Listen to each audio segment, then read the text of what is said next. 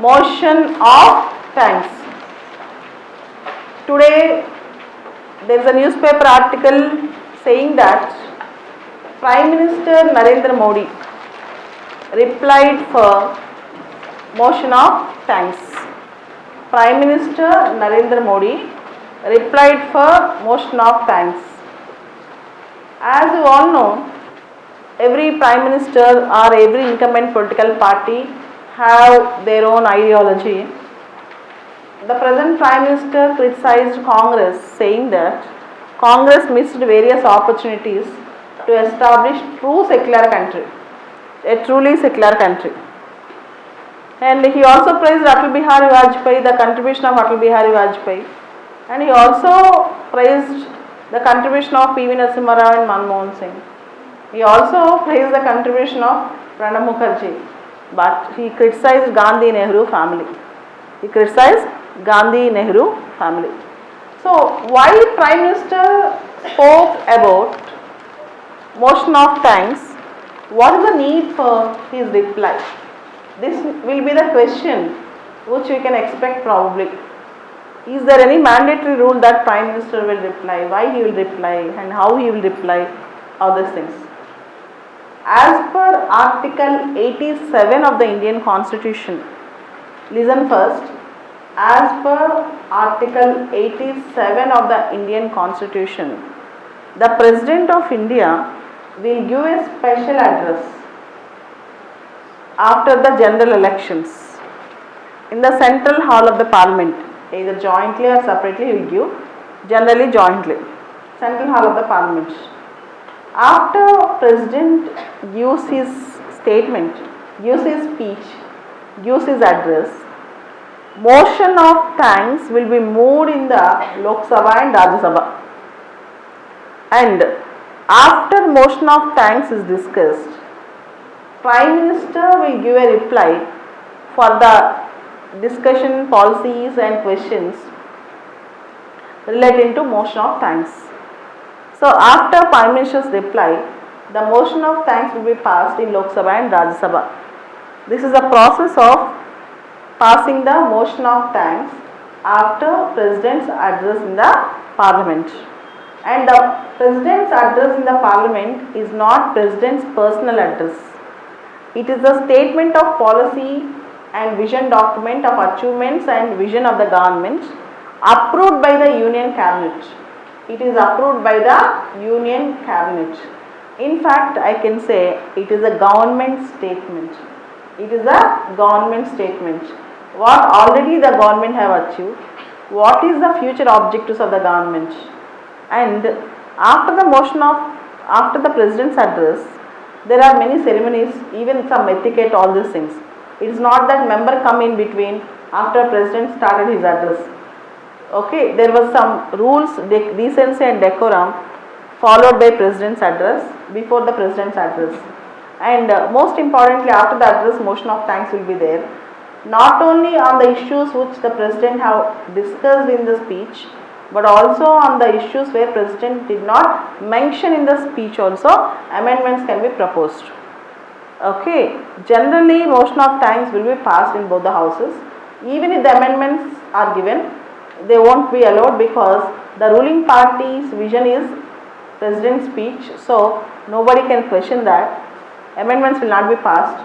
But if it gets passed in Lok Sabha, it is as good as no confidence motion, because if the opposition parties come under single way and say that there is a problem in the government's policy making and other things, and if they have majority in Lok Sabha, that means the government have lost majority in Lok Sabha. Generally, if there are amendments 3-4 times, if they are passed, it is in Rajya Sabha, not in Lok Sabha. If it is passed in Lok Sabha, it is almost government losing face. So this is the situation. This is how motion of thanks will be passed in the houses of Parliament after the President's address. As you all know, President's address is not his personal address. Okay, take down the note. Motion of thanks.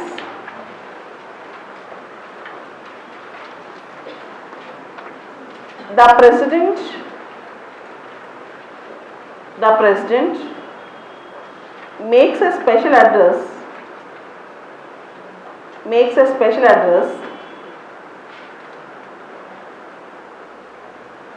according to Article 87 of the Indian Constitution. After every general election,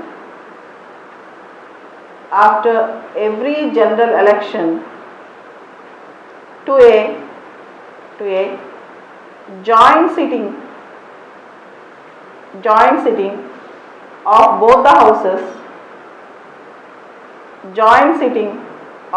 houses in a central hall of the Parliament.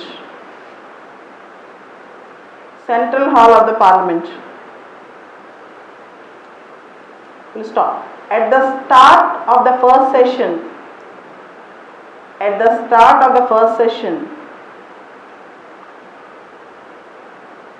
after general election, at the start of first session after general election, and at the first session of each year,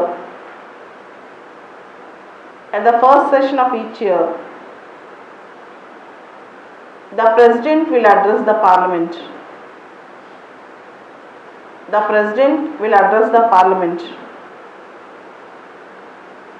Full stop. The President emphasizes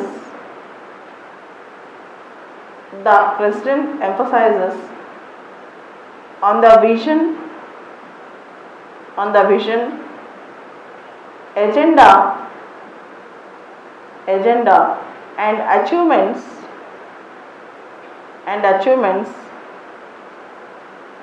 of the government.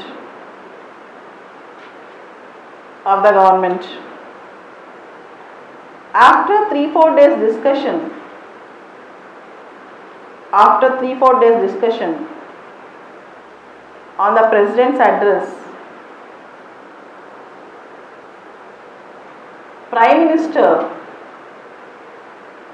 Minister will give a reply to it.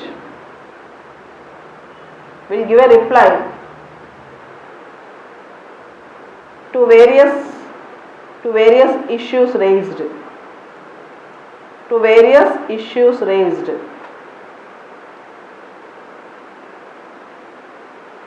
President's address is followed by a motion of thanks. President's address is followed by a motion of thanks, which is moved in each house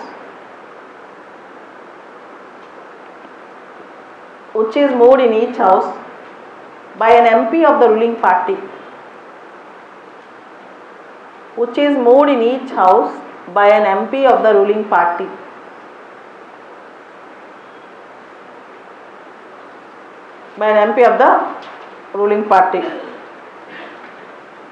The opposition parties critically discuss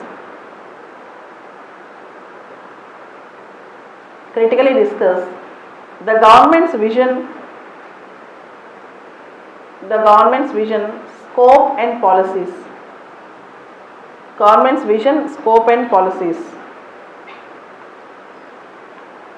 At the end of these discussions,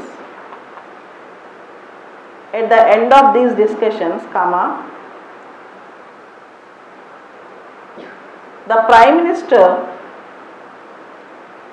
Minister gives replies to the points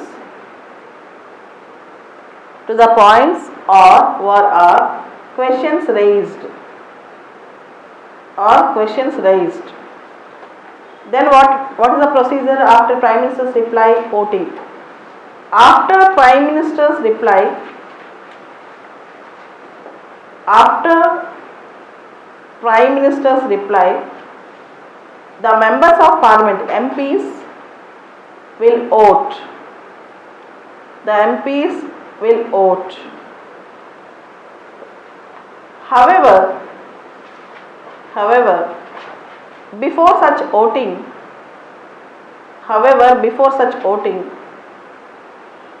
the members may move some amendments.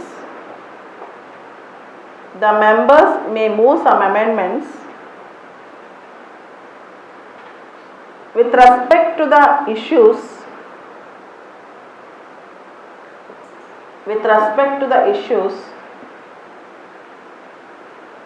addressed by the President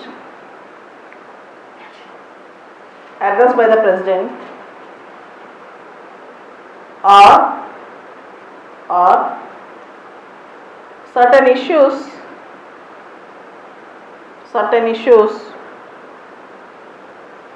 not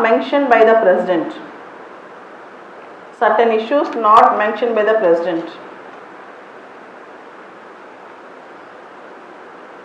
Generally, amendments will not get passed.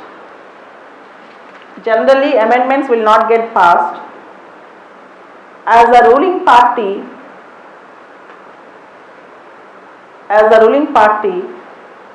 or ruling coalition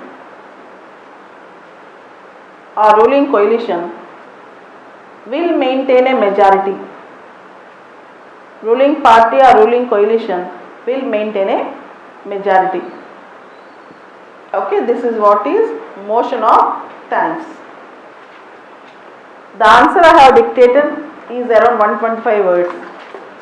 In mains exam also, if such question comes for 10 marker, you can write the same answer.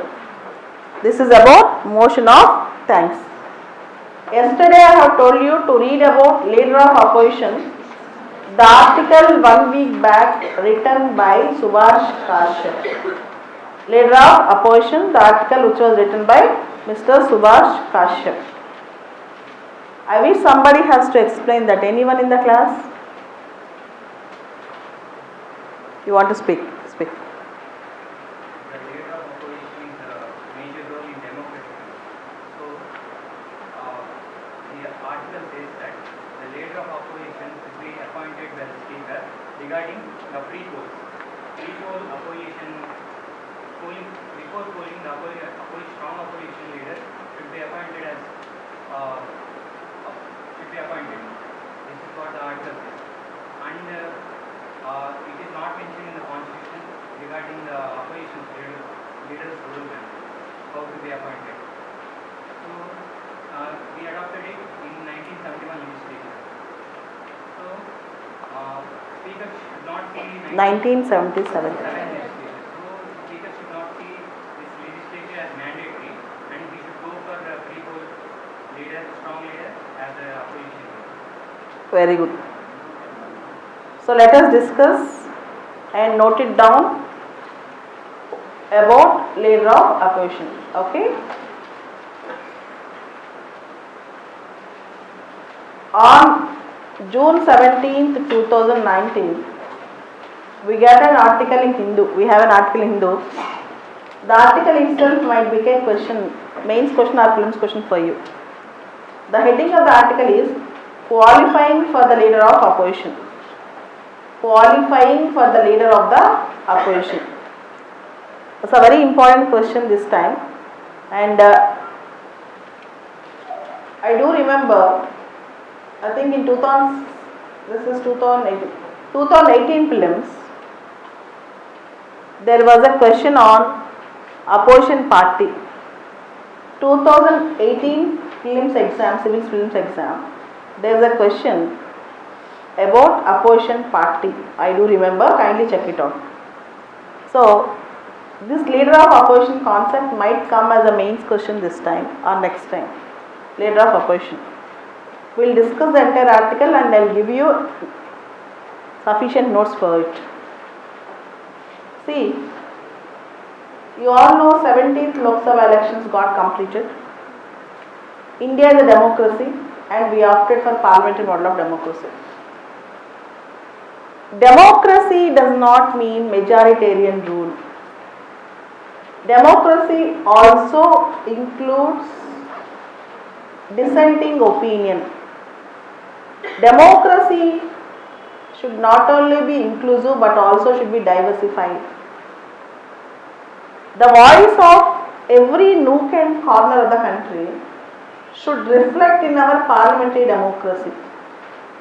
If a political party have 2 seats in Lok Sabha, or if other political party have 10 seats in Lok Sabha, if some other political party have 1 seat in Rajya Sabha, that does not matter. Everybody's voice, everybody's opinion should be counted. This is the beauty of democracy. This should be the beauty of democracy. That means dissent is a part of democracy. Dissent will be strong only when there is a strong opposition. Okay, if the opposition is weak, as we have seen the recent Andhra State Assembly, 151 on the one side, 23 on the other side. It is not equal playground where they can compete in deliberations and debates. So, if you have very good strength in opposition, definitely government responsibility will be more and more. Having a strong and effective opposition is a part of parliamentary democracy. Okay, because opposition always makes the ruling party to work. If somebody do not question you, you won't perform very well, right? This is one thing. And we have a concept called leader of opposition and opposition party. The party will get an opposition party status when as a single party it should get 10% of seats in Lok Sabha. Where it was written, this was a question. Where it was not written in the constitution. This is not written in the constitution. Even this is not written in the Salaries and Allowances of Leader of Opposition Act 1977. It was not mentioned in all the things. There was a reference about it in Direction 121C of Lok Sabha rules. Direction 121C, directing the speaker. Direction 121C, 121 class C of Lok Sabha rules. See, the basic logic is the quorum of house, for example Lok Sabha, is 10%. At least the party which should be recognized as the opposition party should have the strength as good as quorum. That is 55. And you all know, in the last elections, Congress did not qualify. Even in the present elections, it is running short of 3 members. It is running short of 3 members. So this is the opposition.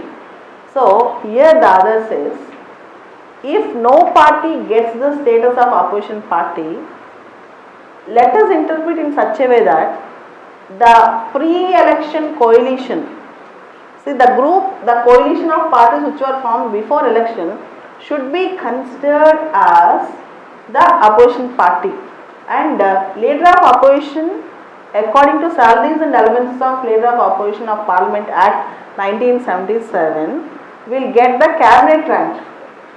Okay, so up to Indira Gandhi's period there is no chance of leader of opposition, and the first time you know that when the Congress got divided, Ram Subhag Singh in the year 1969, Ram Subhag Singh have become the leader of opposition. From then on we have regular leader of oppositions, and you have seen the up to 15th Lok Sabha there is no problem about that. But 16th and 17th Lok Sabhas, no party get the majority to qualify as the opposition with 10% of the seats in Lok Sabha.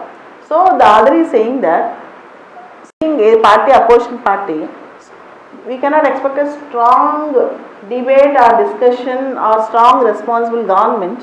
So let's see that any coalition, pre-election coalition should become a opposition party. This was the question that was discussed in the article. This is the most important thing. Already in 2017 prelims the question was given.